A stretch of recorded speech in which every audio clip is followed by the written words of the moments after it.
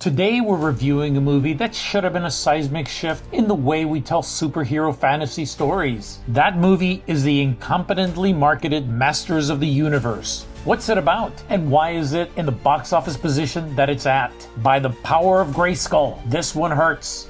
Mot Yu is a retelling of a cartoon classic that espoused goodness, masculinity, and gave us Teela.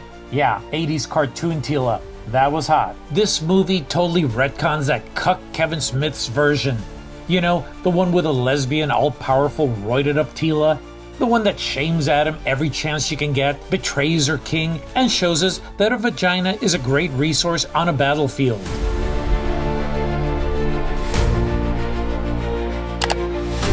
So first of all, this ain't the kid show that fascinated us before we knew what boobs were. And actually, I don't think the brand deserves such a good live-action version.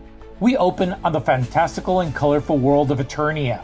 Think Asgard if it snorted pure 80s fantasy, and hired Macho Man Randy Savage as a set designer. I got you for 3 minutes! 3 minutes of playtime! Young Prince Adam is a whiny little runt and a royal who's more into goofing off than sword training. You see, running Eternia is a hard job, so the king entrusts Duncan, aka Idris Elba, to complete his training. This is when Skeletor, played by Jared Leto, attacks Castle Grayskull, captures his parents, wrecks the kingdom, and basically turns the palace into a dystopian hellscape, like Minnesota or San Francisco.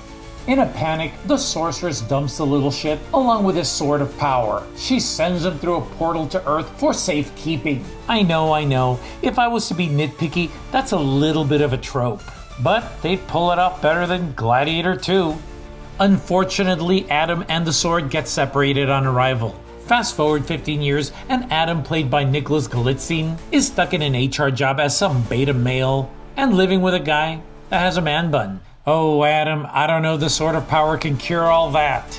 He's still bitching to anyone who'll listen to him that he's an alien prince from another dimension. Yeah, he basically sounds like Tucker Carlson.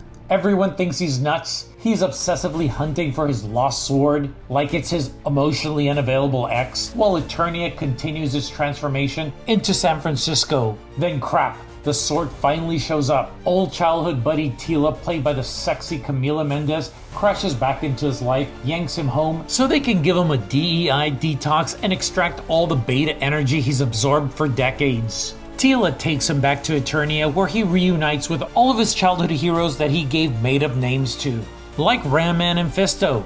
Yeah, you know they're gonna get some comic mileage out of Fisto.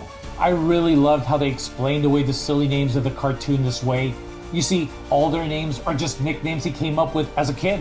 After bumbling around like a simp, albeit a well-meaning simp, he embraces the mantle of He-Man, the most powerful man in the universe, and levels up. Cue epic team-up and grizzled Idris Elba as Man-at-Arms. Even though he's more of a broken man and alcoholic, but this gives him an arc, something to shoot for. It's the ultimate chosen one finds his destiny after years of mediocrity tale, but with more testosterone, psychedelic colors, and way better hair than the original cartoon. I'm gonna be honest, I was in an echo chamber of content creators that called this the biggest woke mess ever. And you know what?